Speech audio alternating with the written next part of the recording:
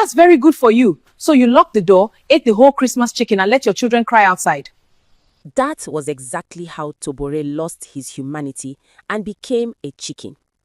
In the village of Akomu, there lived a man named Tobore. Big Belly Tobore, the children called him behind his back. Not because he was fat, no, but because no matter how much food entered his house, it never seemed to reach anyone else.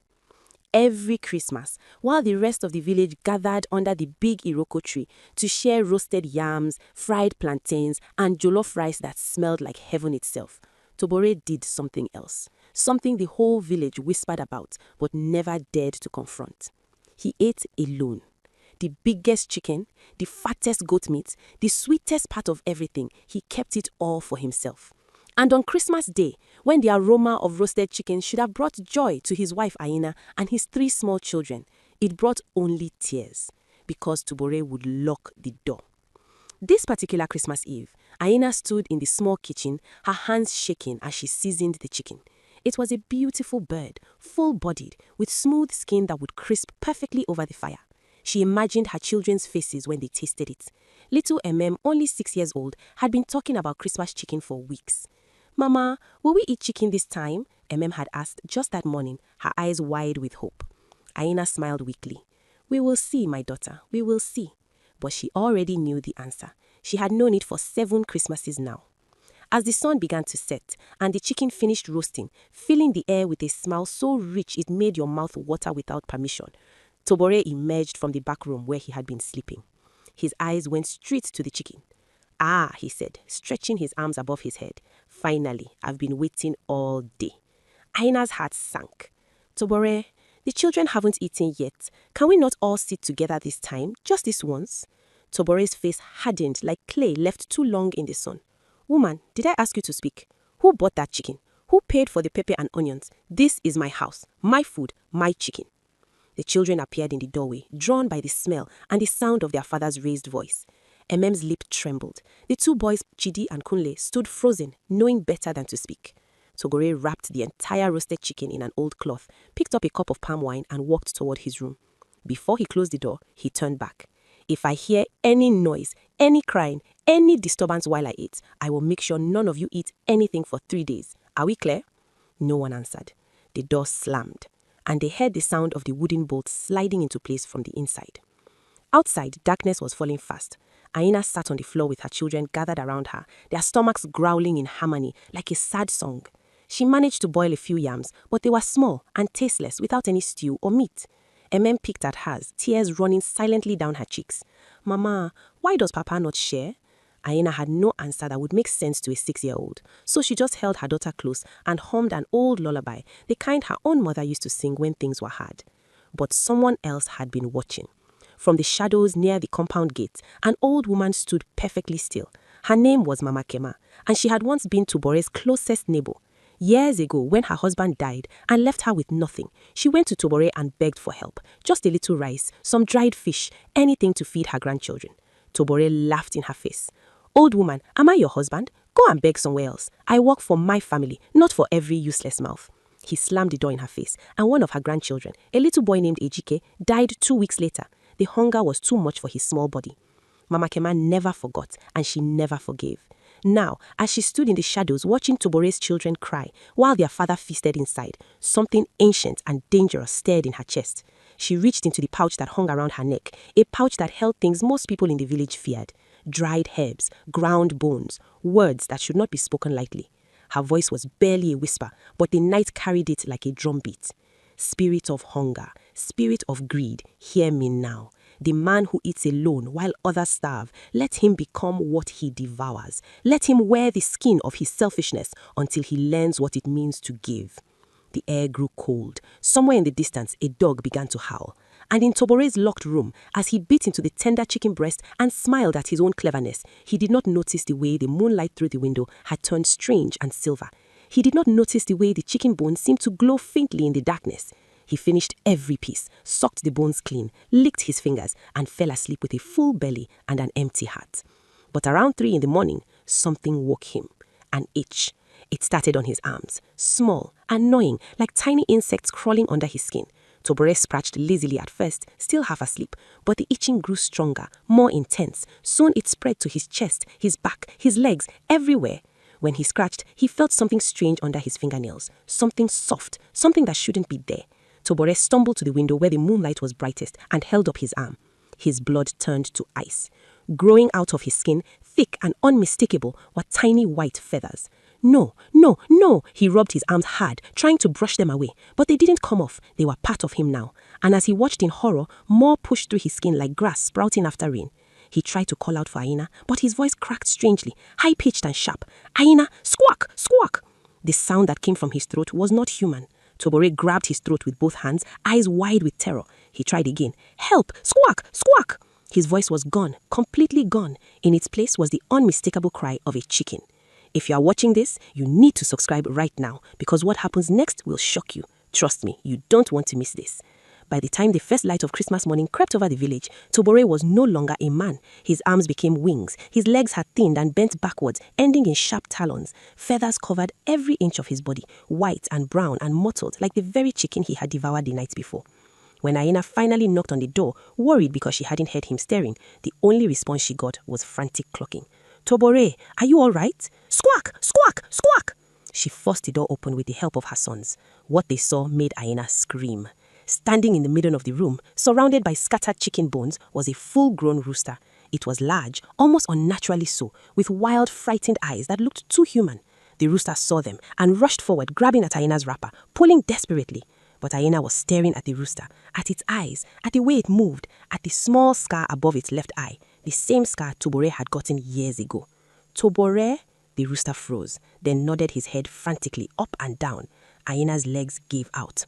Oh, ancestors, what has happened? Word spread through Akumu like wildfire. By midday, the entire village had gathered outside Tobore's compound.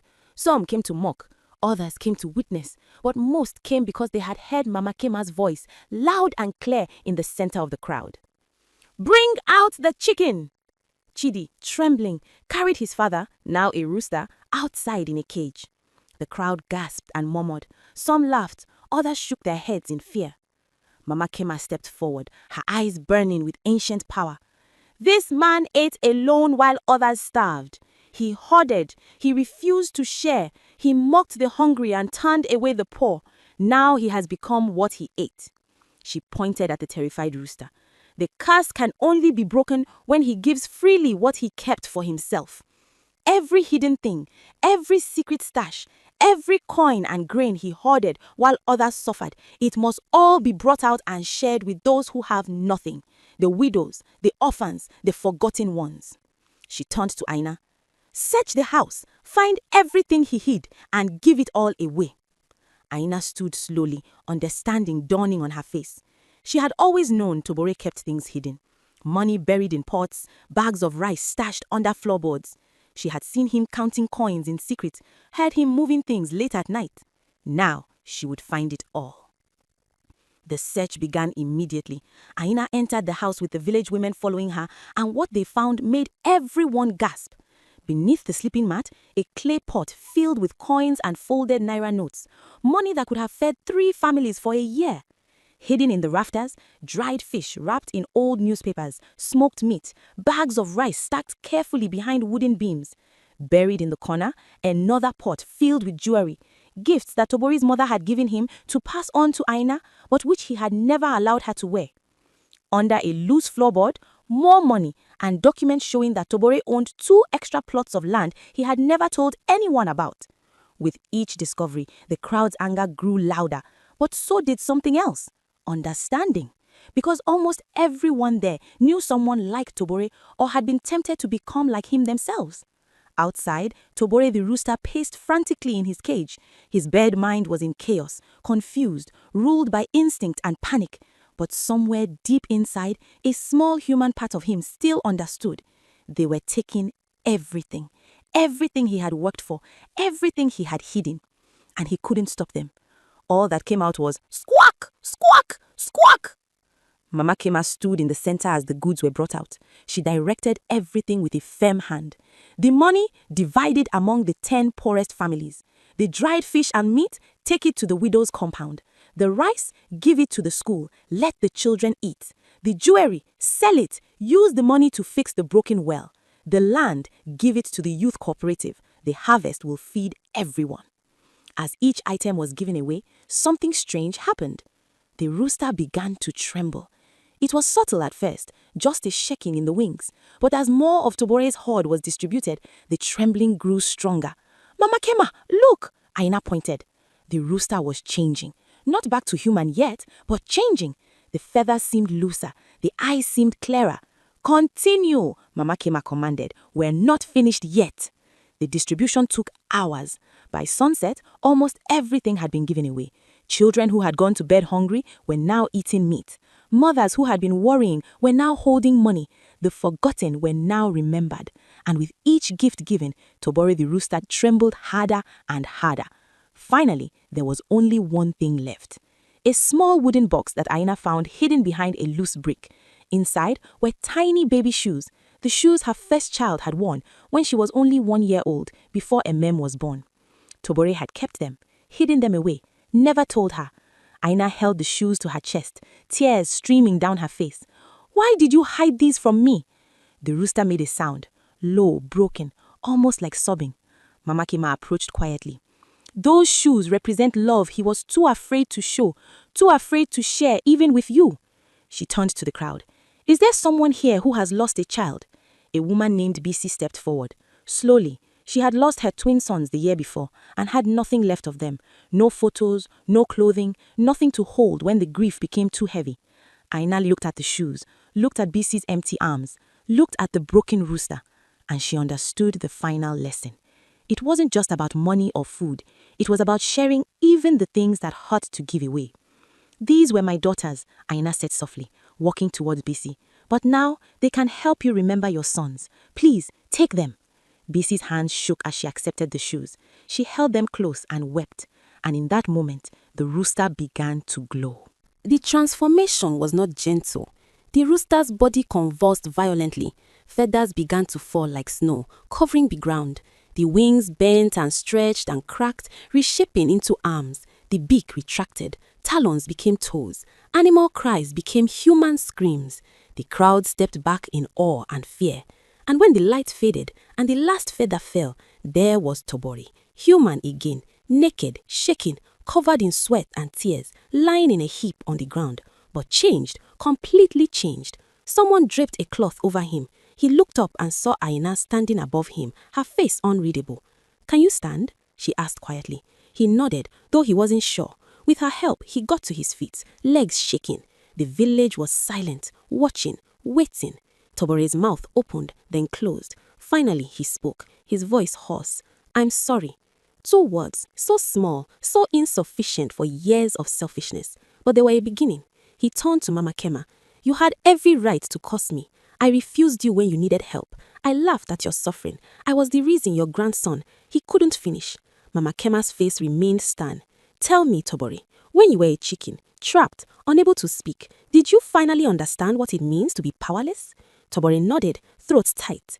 And when you watched everything being given away, did you die from it? He shook his head slowly. No, Mama Kema said. You lived. In fact, you are more alive now than before.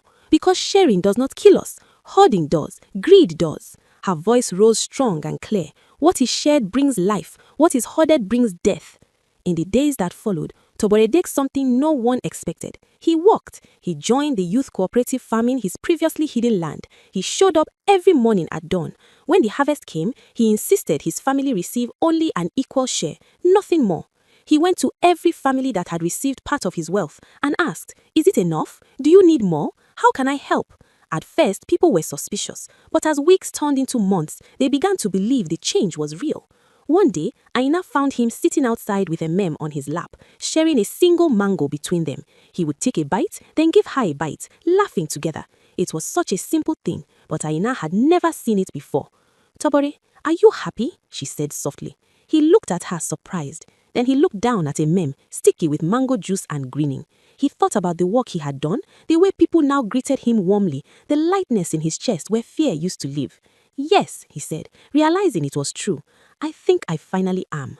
That Christmas, 1 year after his transformation, the village gathered under the big Iroko tree.